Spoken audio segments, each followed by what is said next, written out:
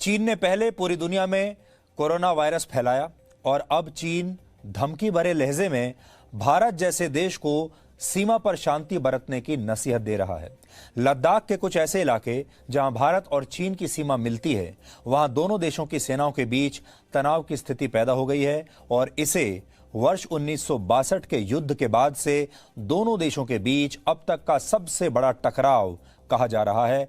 और अगर ऐसा है तो यह वाकई बहुत गंभीर मामला है। इसलिए सबसे पहले आज ये जान लीजिए कि लद्दाख के हालात को लेकर आज भारत में क्या क्या हुआ, क्योंकि भारत में बहुत सारी बैठकें आज इस बात को लेकर हो रही हैं।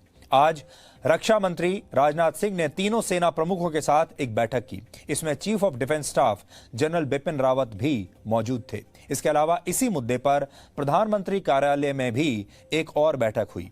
लेकिन इस बीच चीन इस मुद्दे पर कोई भी बातचीत करने के मूड में नहीं लग रहा, बल्कि चीन ने इस विवाद के लिए भारत को ही जिम्मेदार ठहराया है। हालांकि इन सब के बीच भारत और चीन के उच्च सेना अधिकारी इस मामले को सुलझाने की अब भी कोशिश कर रहे हैं, लेकिन यह कोशिश कितनी सफल होगी इस बारे में अभी कुछ कहा नहीं जा सकता, क्योंकि दुनिया का ध्यान भटकाने के लिए चीन इस विवाद को आसानी से सुलझाना भी नहीं चाहता। अब तक आपने सुन लिया होगा, पढ़ लिया होगा कि लद्दाख में भारत और चीन के बीच सीमा के किस किस हिस्से को लेकर विवाद है और चीन कैसे पूरी दुनिया में महामारी फैलाने के बाद अब दुनिया के देशों को युद्ध की धमकी दे रहा है। इस पर आज हम बात करेंगे, लेकिन पहले आप भारत में कोरोना वायरस की वर्तमान स्थिति को पहले समझ लीजिए, क्योंकि भारत पर आया ये संकट भी चीन की ही देन है। भारत में अब तक कोरोना वायरस के 1,45,000 से ज्यादा मामले सामने आ चुके हैं। 1,45,000 और करीब 4,000 से ज्यादा लोगों की मृत्यु हो चुकी है। मरीजों की संख्या के मामले में भारत चीन को पीछे छोड़ चुका है और जल्द ही मृत्यु के मामले में भी भारत चीन को पीछे छोड़ देगा।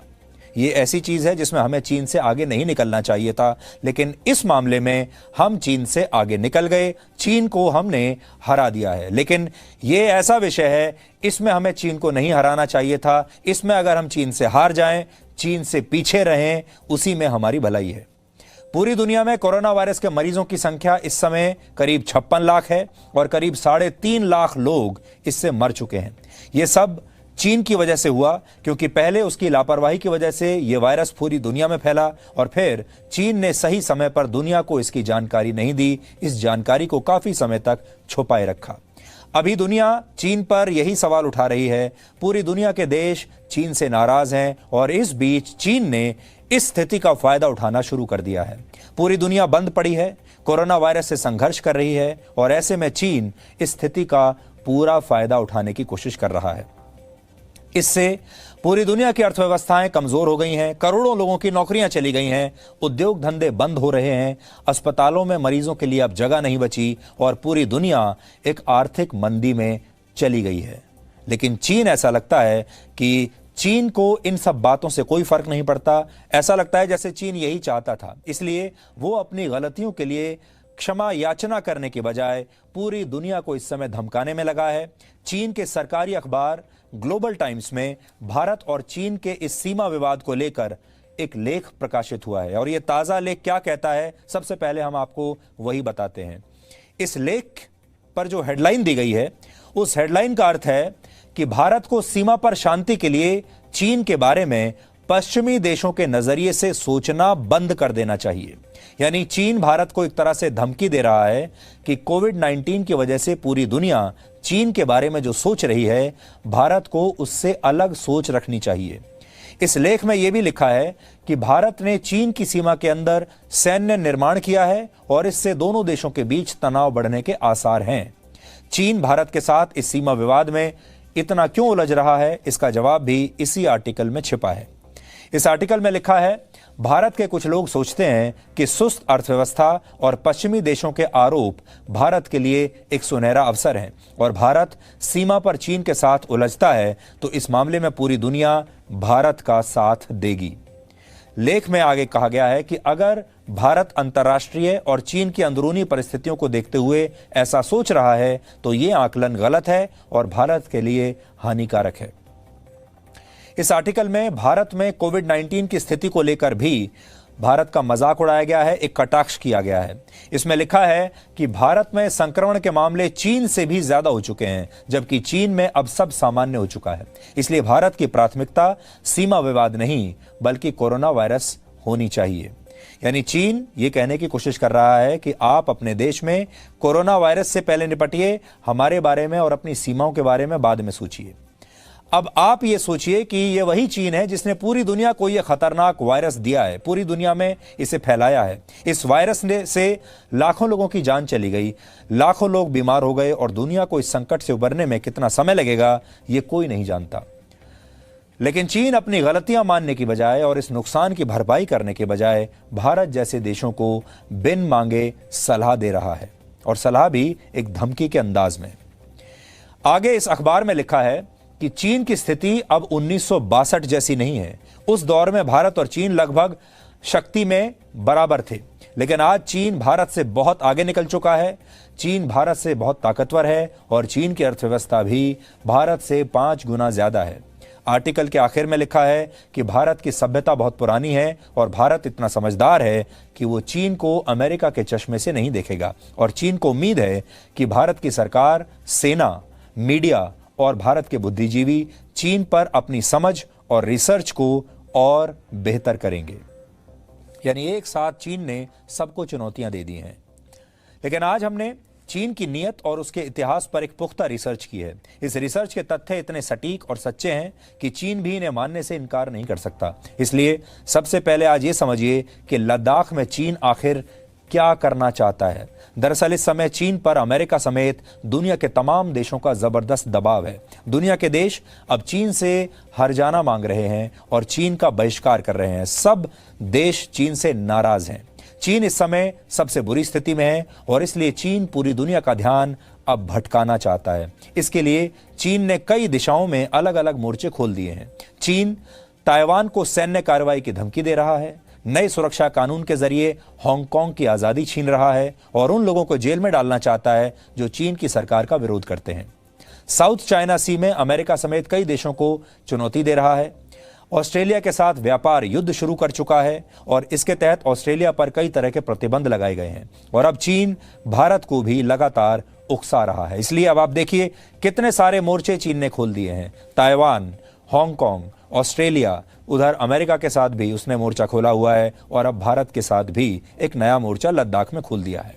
और इसी के तहत चीन ने लद्दाख में अनिश्चितता के हालात उत्पन्न कर दिए हैं। रिपोर्ट्स के मुताबिक लद्दाख सीमा पर चीन ने अपने सैनिकों की मौजूदगी और उनकी संख्या को बढ़ा दिया है। अलग अलग रिपोर्ट्स का यह दावा है कि यहां पर चीन ने अपने सैनिकों की संख्या में काफी वृद्धि की है। इनमें 2 इलाके प्रमुख हैं, इसलिए आज आप इस विषय को अच्छी तरह से पहले समझिए। 2 इलाके प्रमुख हैं जिनकी हम बात कर रहे हैं। एक है गलवान वैली और दूसरा है पेंगोंग लेक। दावा किया जा रहा है कि गलवान वैली में चीन की सेना ने करीब 100 टेंट्स लगा लिए हैं। यह सब पिछले 2 हफ्तों के अंदर अंदर हुआ है। कुछ रिपोर्ट्स का यह भी दावा है कि इस सीमा के आसपास 5 पॉइंट्स पर चीन के करीब 5000 सैनिक मौजूद हैं। और आपके लिए हम ये 2 तस्वीर निकाल कर लाए हैं। एक तस्वीर है 6 अप्रैल 2020 की और दूसरी तस्वीर है 21 मई 2020 की। और इन दोनों तस्वीरों में आप इस अंतर को देखिए। अब आपको यहां पर चीन की मौजूदगी और चीन के टेंट्स और उसकी सेना 21 मई 2020 की तस्वीरों में दिखाई देगी। ये सैटेलाइट द्वारा ली गई तस्वीरें हैं।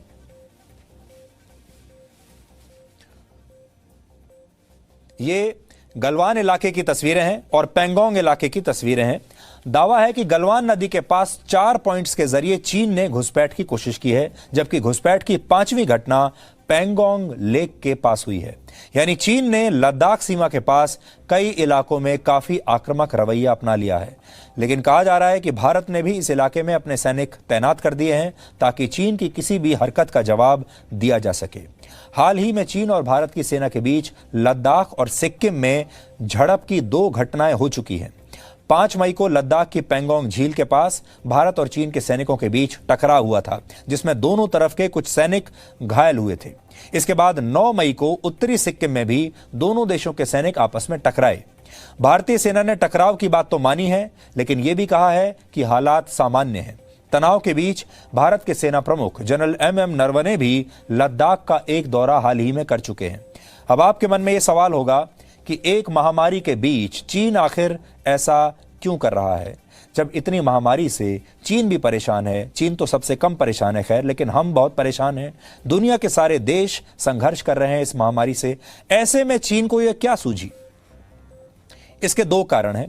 पहला कारण यह कि लद्दाख के पास LAC यानी लाइन ऑफ एक्चुअल कंट्रोल पर भारत बड़े पैमाने पर इंफ्रास्ट्रक्चर का निर्माण कार्य कर रहा है।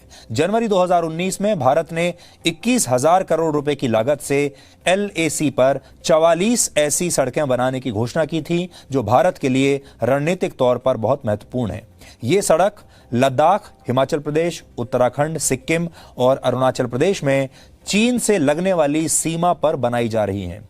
ऐसा इसलिए किया जा रहा है ताकि इन इलाकों में तैनात भारतीय सेना तक साजो सामान और हथियार आसानी से पहुंचाए जा सकें। पहले इन इलाकों में सड़कें नहीं थी। खास बात यह है कि इन सारे इलाकों के उस पार जो चीन की सीमा में पड़ते हैं, वहां पर चीन ने पूरा इंफ्रास्ट्रक्चर तैयार कर लिया, सड़कें बना ली और चीन वहां पर तुरंत जितने चाहे उतने सैनिक उतार सकता है। लेकिन भारत ने 70 सालों में कभी अपनी तरफ की सीमा में सड़कों का निर्माण नहीं किया, इंफ्रास्ट्रक्चर का निर्माण कभी नहीं किया। अब जाकर हमने ये काम शुरू किया है और यही बात चीन को पसंद नहीं आ रही। पिछले साल अप्रैल में दुर्बुक-शोक और दौलत बेग ओल्डी को जोड़ने वाली 255 किलोमीटर लंबी सड़क भी यातायात के लिए खोल दी गई थी।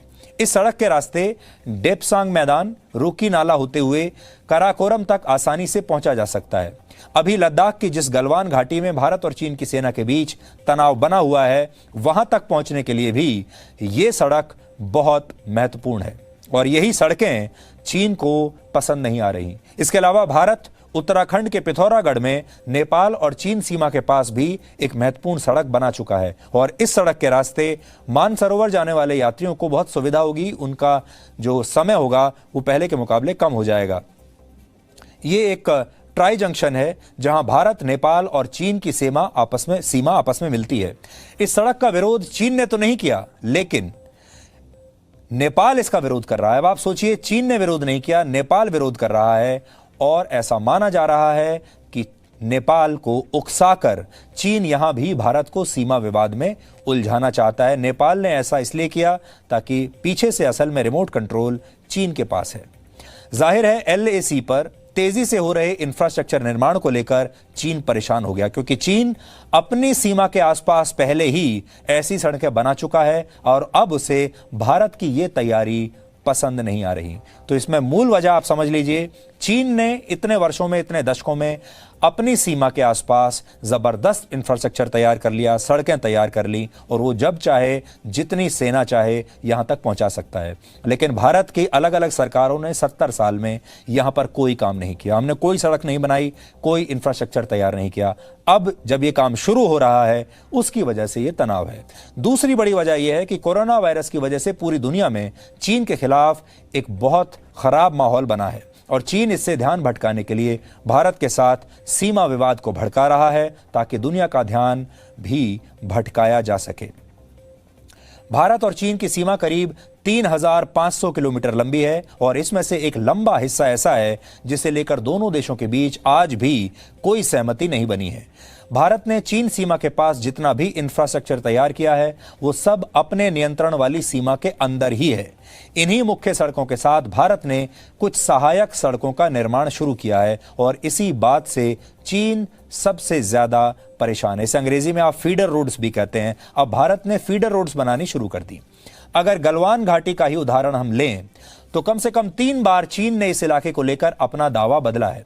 पहले चीन इस जगह के छोटे से इलाके पर अपना दावा करता था, छोटे से इलाके पर, लेकिन अब चीन ने पूरी गलवान घाटी को ही अपना बताना शुरू कर दिया है। वो कहते हैं ये पूरी घाटी हमारी है और यहां हजारों सैनिक उन्होंने अपने तैनात कर दिए हैं और सीमा के करीब सेना को लंबे समय तक रोकने की योजना भी बना ली है। लेकिन भारत भी पूरी मजबूती के साथ चीन के सामने खड़ा है। इस इलाके में चीन ने सैनिकों की संख्या बढ़ाई है तो भारत भी अपने सैनिकों की संख्या अब बढ़ाने की कोशिश करेगा। भारत ने सीमा पर सड़क निर्माण का जो काम शुरू किया है वो भी बंद नहीं होगा। सड़कें बनती रहेंगी, सड़कों का निर्माण कार्य जारी रहेगा। और ये एक बहुत बड़ी बात है जब भारत ने भी इतना एक टफ स्टैंड लिया है।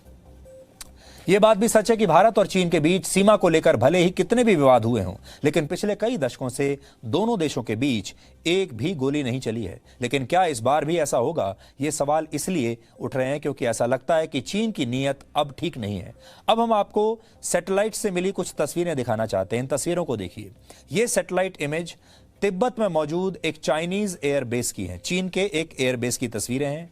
ये एयरबेस लद्दाख के उस पेंगोंग लेक से सिर्फ 200 किलोमीटर दूर है, जहां पर भारत और चीन के सैनिकों के बीच टकराव है। सोचिए, उस जगह से सिर्फ 200 किलोमीटर दूर चीन का एयरबेस, और उसकी तस्वीरें आप देख लीजिए।